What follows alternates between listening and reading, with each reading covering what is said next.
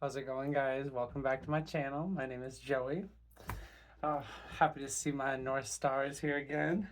So the vibe I've been getting today has really been like a lot of heart codes. I've seen a lot of like opening the high heart and just it's very much like an energy of like bliss and self-love. Um, yeah. So I'm just gonna pull a couple cards from the Work Your Light Oracle and the Starseed Oracle for you guys, and just see what Source has to say. Ooh, there's some stuff right there. Yeah, so surrender to the sweetness is the first thing I see, and it's Venus energy, which is very much like the heart chakra. Venus is known to be the planet of love and attraction. Yeah, so I think a lot of us may be in a period that we just came out of, where we may be trying to resist the sweetness, you know. I feel like there's a lot of like winter energy happening, and not just because we are physically in winter in the northern hemisphere, but also in the sense of that we are allowing things that no longer serve us to really, you know, die, if you will, so that we can be reborn. And right now, I feel like it's just moving into pleasure and joy, you know, and allowing yourself to really surrender back into that sweetness, you know, and it's like the transition from winter to spring as I see it. And yeah, so if you have gone through that, uh, you know, period of allowing things to fall away and really going through that rebirth, then this is your sign to really surrender to the sweetness and just make love to life, it says. Yeah, it's very much pleasure energy. Yeah, your life is a canvas. So you're being asked to take creative accountability. And I think that's so much about what this energy is this pleasure in making love to life, is realizing that life is our canvas and we get to do whatever we want with it. That's a beautiful thing about it, guys. It's just like giving Bob Ross. Like I'm hearing like it's only happy mistakes, you know? Like when you really view life on the zoomed out scale instead of like blowing everything up, you know, and making all your problems seem huge. When you really just zoom out and you can just have fun with life and bring the levity back in, that's what makes us the manifesting super houses, you know, because we're not getting stuck in all those heavy vibrations, if you will. I don't want to say bad because there's no emotion, you know, that's more valuable than the other because they're all necessary components of the puzzle. But yeah,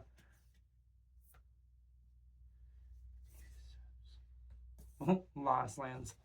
Yeah, maybe this is your sign to go to a festival. And I just love that festival. But anyways, yeah. So I'm just intuitively reading here, so I just am not feeling those in alignment with what's going on here. So I'm gonna just kind of intuitively pull here. Yeah, you've got the love. Yes.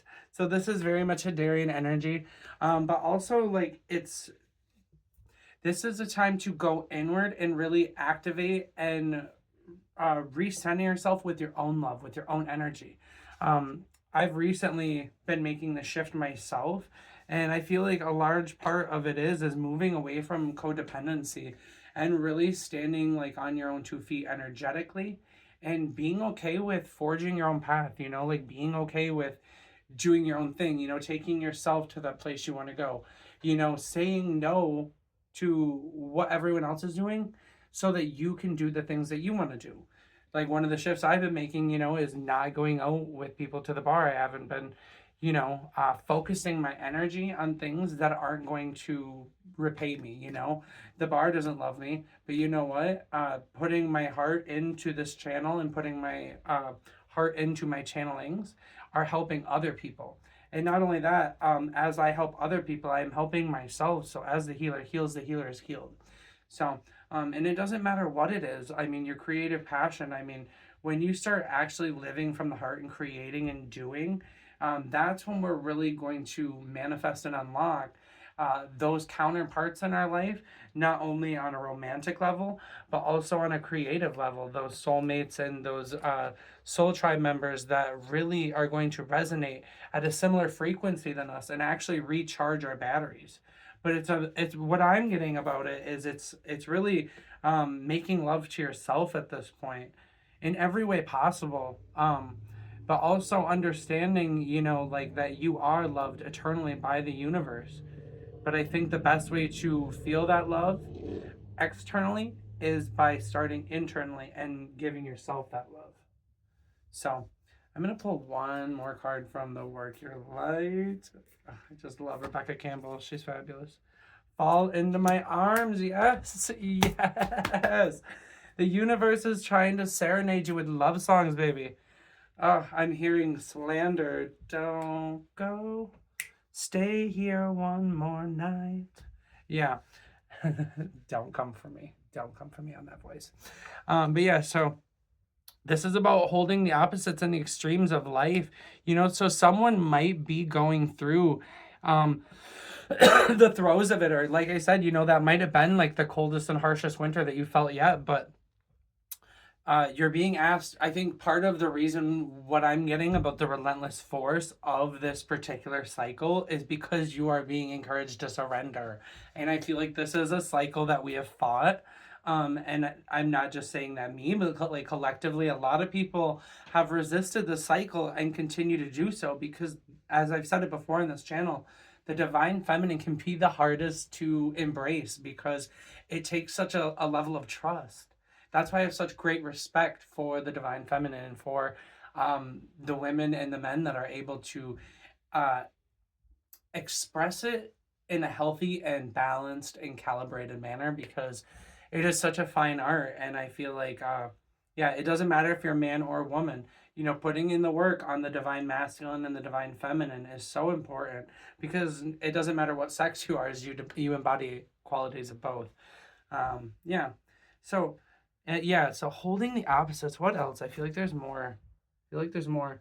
This is very much just like, I feel like, yeah, the universe and the gift that's coming from the surrender is recognition from the universe for some of you. But I also see, you know, you're going to be holding more light. You are going to be holding more light. And I see this holding the opposites as actually catching the attention of people that you wouldn't even normally catch the attention of. Yeah. Yeah. And so for some of you, you know, you may be looking for this love or this, um, you may be looking for something that's exactly like you. And I'm hearing like twin flame, you know, someone might be looking for this twin flame thinking it's going to be a romantic partner. And that's not always the case. That is not always the case. Sometimes they are someone, you know, a business partner, a friend, and sometimes they can, you know, be different than us, but still somehow embody the same qualities. So that's just like what's coming to me. You know, I know everyone has different opinions and viewpoints on the twin flame energy, but that's just how I feel about it. I feel like the universe is just so wise and discerning that, yeah, it's a little over our heads. Oh, that was actually, yeah. So now I'm going to pull from the Work Your Light, because that was actually the Starseed Oracle, guys. Okay, Source, please follow up with a affirming message that's in alignment with the integrity of this reading. Yeah. So very much yeah, a pause. It straight up says no, but I just see this, what I see this as is, it reminds me of the energy that I was going through, where I was not surrendering, and I was not, I was trying to fight and not go with the flow, and I ended up tearing my ACL, and I was forced to wait, and I was forced to slow down. And so, and I think a lot of this is about mirroring energy and rising above and coming from a place of love, as I see it. I believe that this no is is, if you are trying to resist surrendering to sweetness, if you are trying to resist coming from a place of love, and you are reacting from places of fear and anger, that's what this no is about, as I see it. Yeah. Mm-hmm. Yeah. Yep. So that's what I'm seeing. Yeah. Mirror. Who or what is triggering you? Period. That's what this is about. Yeah. And you know, the thing about mirrors is like when we see things in others that, you know, really grind our gears, they are our best, some of our best teachers as to our internal issues and what it is that we need to work on. Okay. Because really, these the thing that not everyone's ready for is these things would not be triggering you if they weren't things that you needed to work on. And also, it brings me right back to Ho'oponopono. And it's like, I'm sorry, please forgive me, thank you, I love you. Because when you realize that you helped co-create this reality where this lesson needed to be brought to you, it's like how we create our own demons, like it's very much getting to the root of the issue. And it's almost like I'm hearing, like, realizing that you might be the asshole. And I'm not saying that's the case, but it's really good to reflect. And I think that's a lot of like what this inner self-love and being directed to put the self-love inwards, because that is when we're really going to shine light on these shadows. Okay, that is when we're really going to get to the root issue of what's triggering us, when we stop deflecting and distracting ourselves from all these things that everybody else is doing and really pour that love and that attention inward. Okay, yes. mm. Where are you being called to journey to? Yeah, I'm hearing for someone like I'm hearing Peru, I'm hearing ayahuasca retreat, I'm hearing shaman, you know, but I'm being personally called to go to Mount Shasta.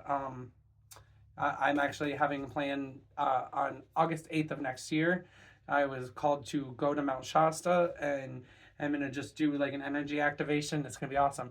And then I was told to do it under the full moon. And then I looked, and it just so happened that the full moon is actually on the 9th.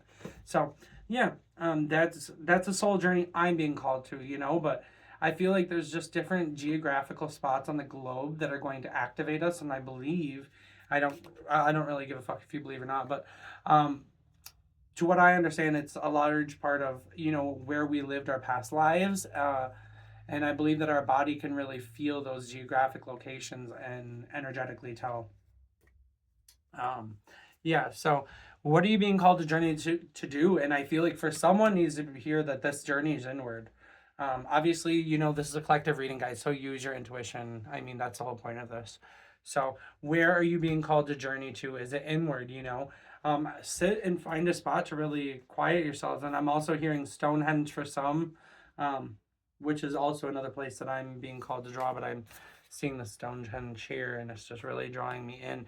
But this is also, this castle here for me is also saying inner heart, inner sanctum, like, and I'm almost hearing like letting the guards down and like really feeling yourself and being honest with how you feel and what it is that you want.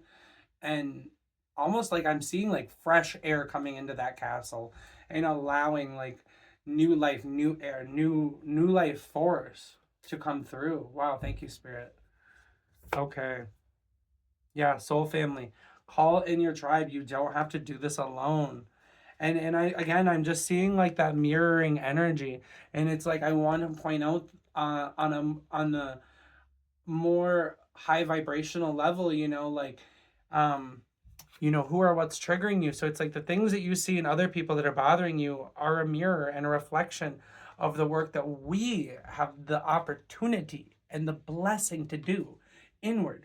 But similarly, the beautiful things and the high vibrational and powerful qualities that we see in other people, we embody as well. Okay. So thank you so much, Spirit, for bringing this full circle. Okay.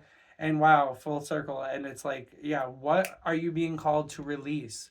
What are you being called to release? What are you being called to set a boundary with? And from a place of love, say, I will no longer stand for this. I will no longer put myself second. I will no longer ignore my higher self. I will no longer break myself down into smaller pieces to be adjusted and accepted by you.